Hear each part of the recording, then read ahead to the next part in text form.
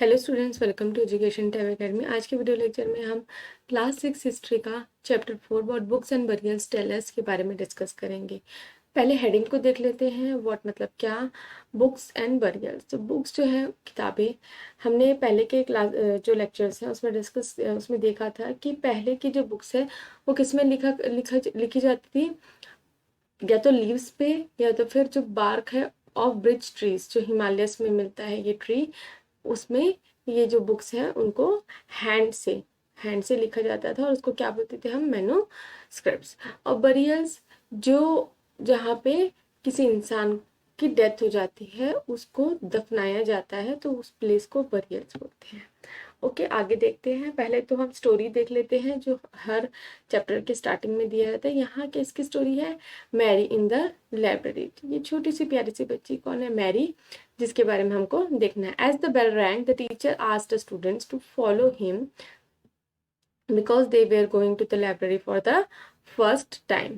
When Mary stepped inside, she found that the library was much larger than their classroom. तो यहाँ पे Mary कहाँ जा रही है? अपने टीचर के साथ। बेल बजी है और टीचर के साथ ये लोग कहीं पे जा रहे हैं।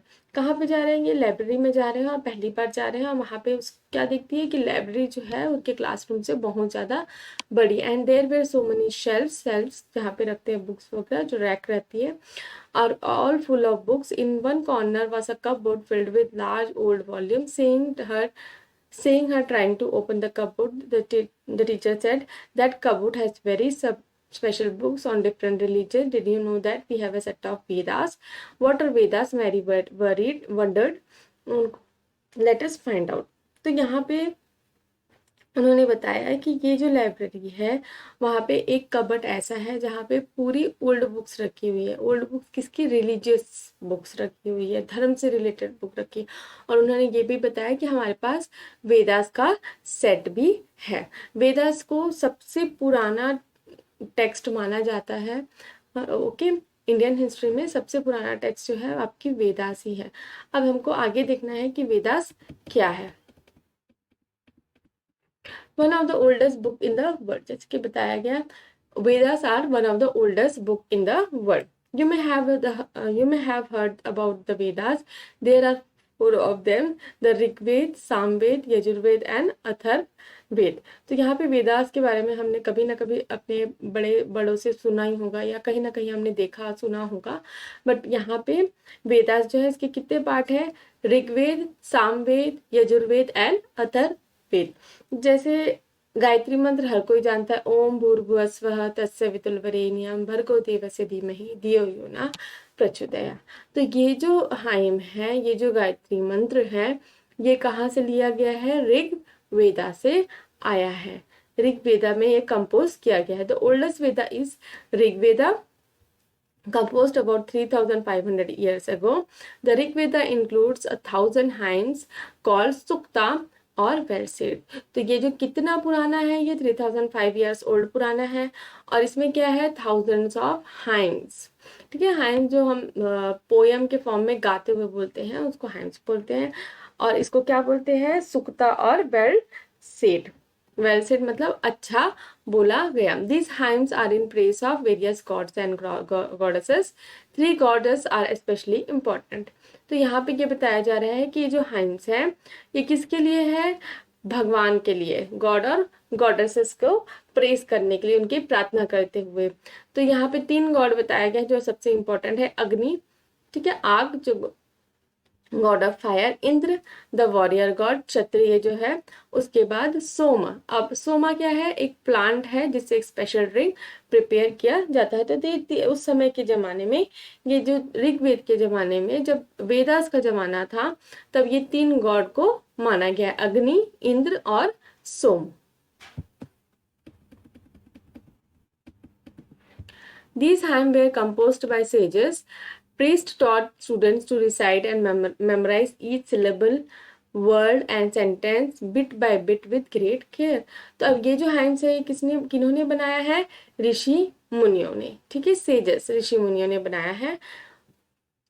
और ये इसका जो है, जो प्रिस्ट है, जो पुरोहित है, वो अपने स्टूडेंट्स को इसका एक एक जो है वो रटवाते थे, उनको याद करवाते थे। एक एक सिलेबल मतलब जो स्मॉलेस्ट पार्ट है, वर्ड का स्मॉलेस्ट पार्ट, उसको सिलेबल बोलते हैं, हम इंग्लिश में पढ़े होंगे।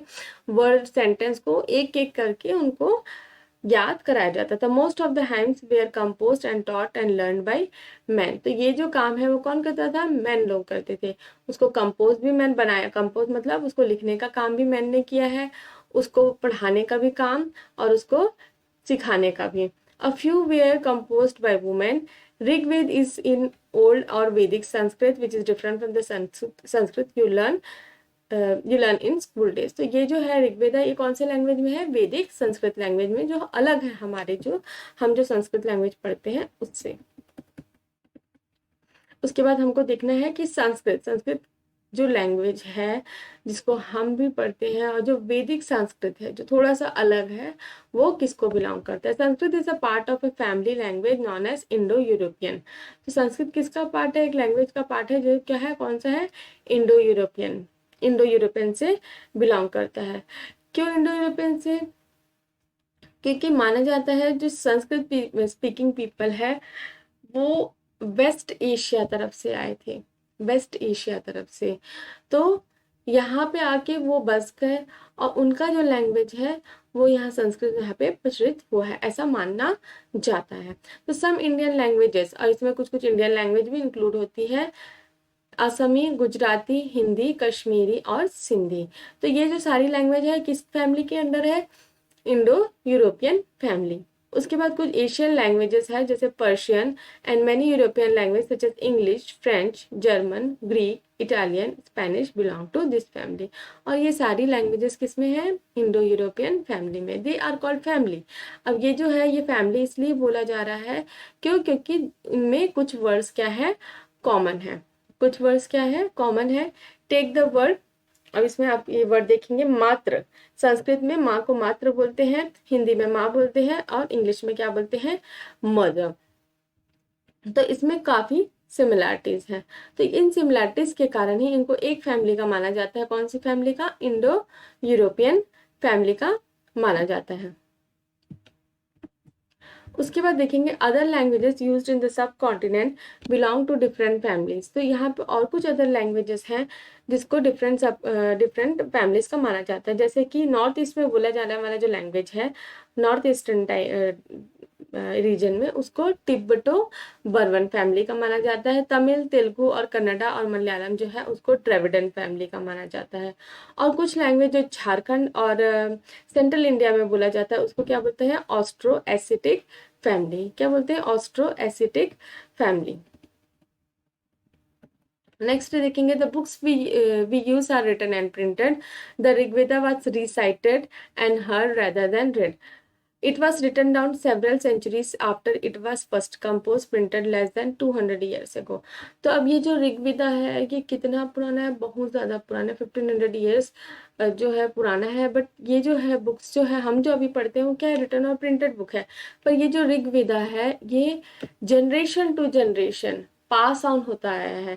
एक जनरेशन ने दूसरे जनरेशन को बताया, दूसरे जनरेशन ने तीसरे जनरेशन को बताया, ऐसे ऐसे करके ये पास ऑन होता आया है। रिसाइटेड मतलब उसको याद करना और सुन के उसको अपने अंदर रखना, उसको अपने दिमाग में भर के रखना है। जैसे हम अभी अपने लेक्चर्स को याद करके रखते हैं, अपने क्वेश्चन आंसर्स को याद करते रखते हैं, वैसे जनरेशन टू जनरेशन ऋग्वेदा को याद करके रखा गया है। उसके बाद नेक्स्ट देखेंगे how historians study Rigveda. Rigveda के बारे में हिस्टोरियंस जो है वो कैसे पता करते हैं? Historians like archaeologist find about the past in addition to material remains they examine written sources as well. Let us see how they study the Rig Veda. तो ये जो हिस्टोरियन इसको कैसे पता करते हैं? जो मटेरियल रिमेन्स, उस समय के जो मटेरियल रिमेन्स हैं जो खुदाई के समय मिलते हैं, आर्किफैक्ट्स बोलते हैं जिसको, और जो रिटन सोर्सेस है उससे। Some of the hymns in the Rigveda are in the form of dialogues. और कुछ जो उसमें हाइम्स है वो क्या है? किस फॉर्म में है? डायलॉग्स के फॉर्म में है। तो जैसे एक डायलॉग है विश्वामित्र और जो दो रिवर है बीस और सतलज के बीच में। ये जो क्या है बीस और सतलज क्या है? उसको उस समय नदियों को, पानी को पूजा जाता था, उनकी पूजा जाती थी। ये क्या है? दो गॉडेसेस है। नदी को स्त्रीलिंग मतलब फीमेल माना जाता है। तो ये जो नदी है उसको, और विश्वामित्र में विश्वामित्र एक बहुत बड़े राजा थे जो बाद में सन्यासी बन गए। श्री राम की कथा में भी विश्वामित्र जो है उनका वर्णन है, आगे हम देखेंगे। अब यहाँ पे जो आपको दिख रहा है ये रिटर्न फॉर्म है वेदास का रिटर्न फॉर्म है वेदास का, जिसको हाथों से लिखा गया है, किसमें, बार्क ऑफ ब्रिज ट्री में। A page from the manuscript of Rigveda, ठीक है। This manuscript of the Rig Veda on birch bark was found in Kashmir about 150 years ago, and it was used to prepare one of the earliest printed texts of Rig Vedas as well as translated English.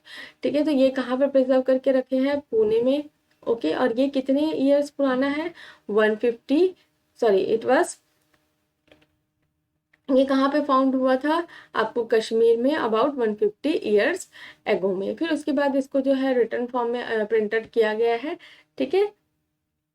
Next देखेंगे विश्वामित्र और जो river है उसके बीच का conversation में। तो विश्वामित्र क्या बोल रहा है, वो rivers come down from the mountains like two swift horses like two shining cows that lick their cows. तो यहाँ पे विश्वामित्र जो बोल रहे हैं वो दो रिवर है, बीस और सतलज, उसको क्या बोल रहे हैं, आप धरती पर आइए, ठीक है, माउंटेन से नीचे तरफ आइए। जैसे कैसे आना है, जैसे दो स्विफ्ट हॉर्स, तेज भागते हुए जो घोड़े हैं उनकी तरह, या तो फिर दो शाइनिंग काउज हैं जो अपने बछड़े को प्यार कर रहे हैं, लिक कर रहे हैं, मतलब प्यार कर, लिक मतलब वैसे चाटना होता है, मतलब आप देखे होंगे जो गाय होती है वो अपने बछड़े को चाटती है, वैसे ही आप नीचे आइए।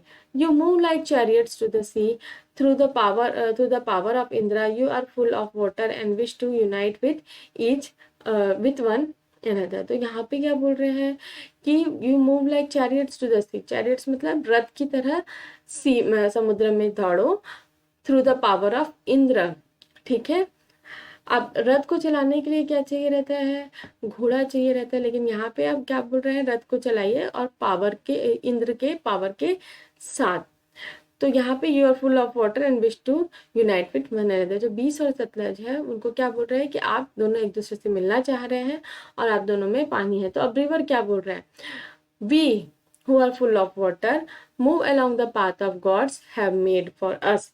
तो रिवर क्या बोलती है कि दोनों की, हम लोग जो दोनों हैं उनके पास पूरा पानी है, पूरे हम पानी से भरे हुए हैं, लेकिन हम उसी रास्ते पे जाते हैं जहाँ ने जो रास्ता हमको भगवान ने दे के रखा है। Once we start flowing we can not be stopped.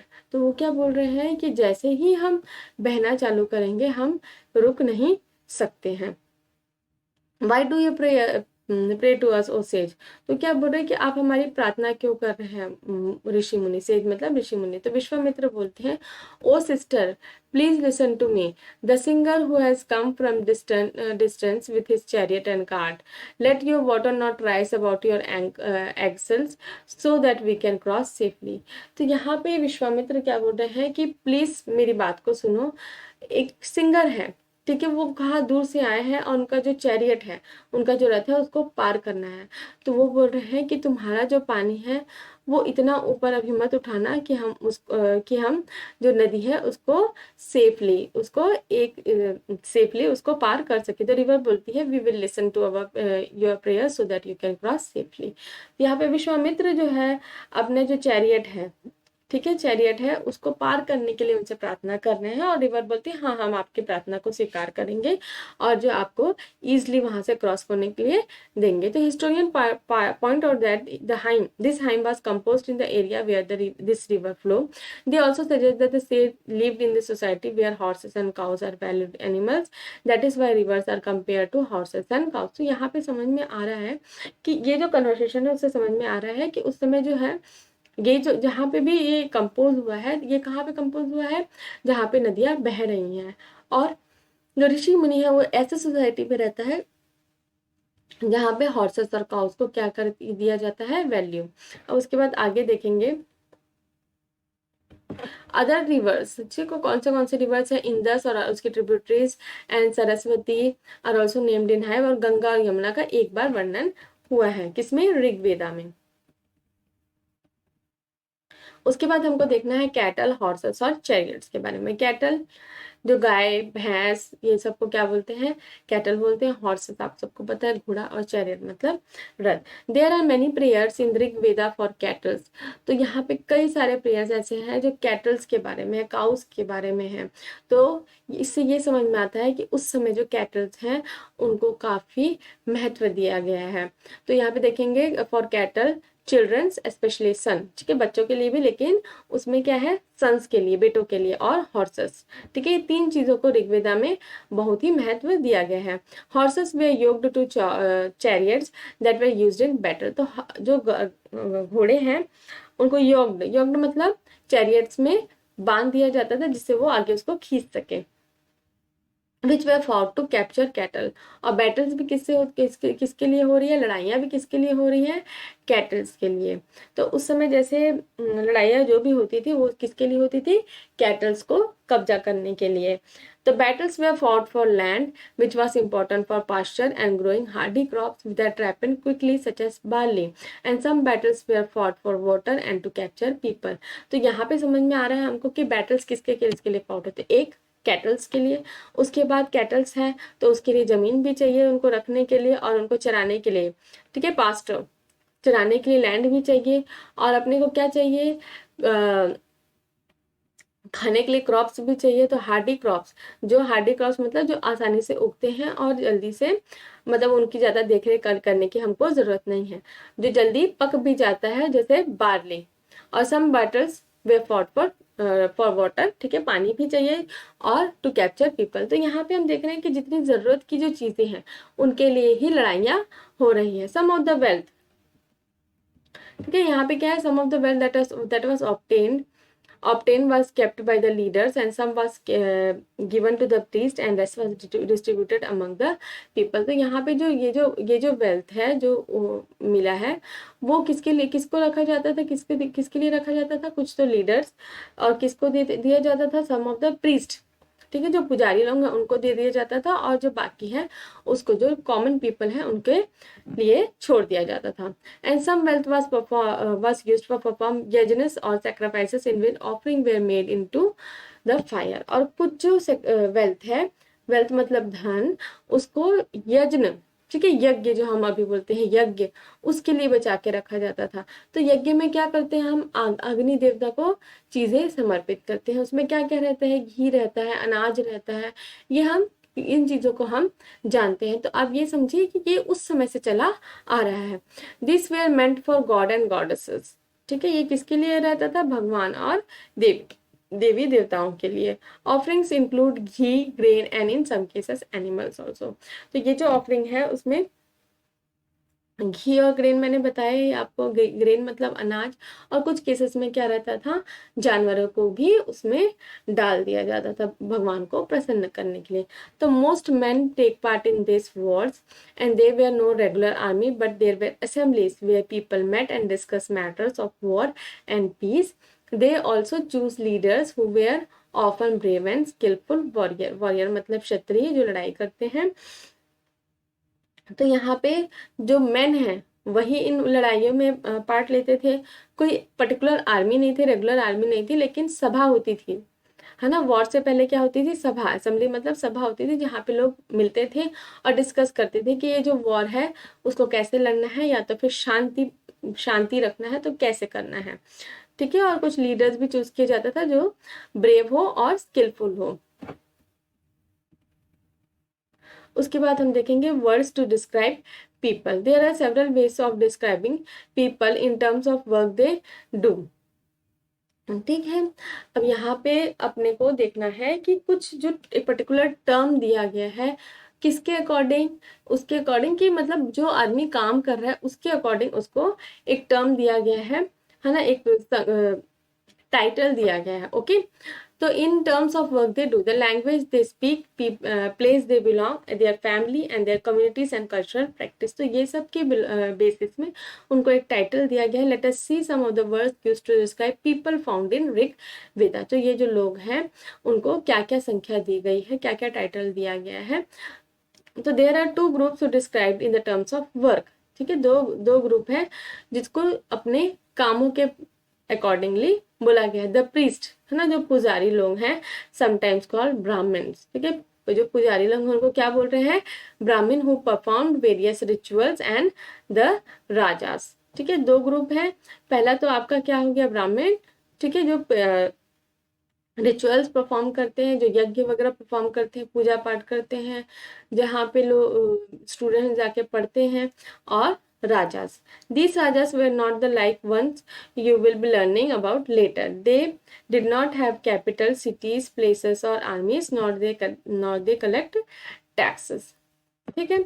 यहाँ पे ब्राह्मण्स के बारे में बताया गया और राजास के बारे में बताया गया है। राजास जो है वो पहले जैसे आप पढ़ेंगे वैसे नहीं है। ये क्या है, they did not have capital, उनके पास कोई बड़ा सा जैसे महल वगैरह नहीं है, उसके पास कोई सिटीज नहीं है, पैलेसेस नहीं, आर्मीज नहीं है, और वो कोई टैक्सेस भी कलेक्ट नहीं करते। सिंपली उनको क्या बोल रहा है, एक लीडर बनाया गया है। Okay, generally son did not automatically succeed father's as raja. तो यहाँ पे क्या बोल रहा है, सन है ना, जो बेटे हैं वो ऑटोमेटिकली राजा नहीं बनते। वो उस टाइम का राजा है जहाँ पे सिर्फ क्या है, एक लीडर है। जैसे कि हमने स्टार्टिंग के जो पैराग्राफ में दिए, स्किलफुल वॉरियर, यहाँ पे उनका जैसे यहाँ के जो अभी के जो हम बाद में जो पढ़ेंगे राजा, उस टाइप का राजा ये नहीं है।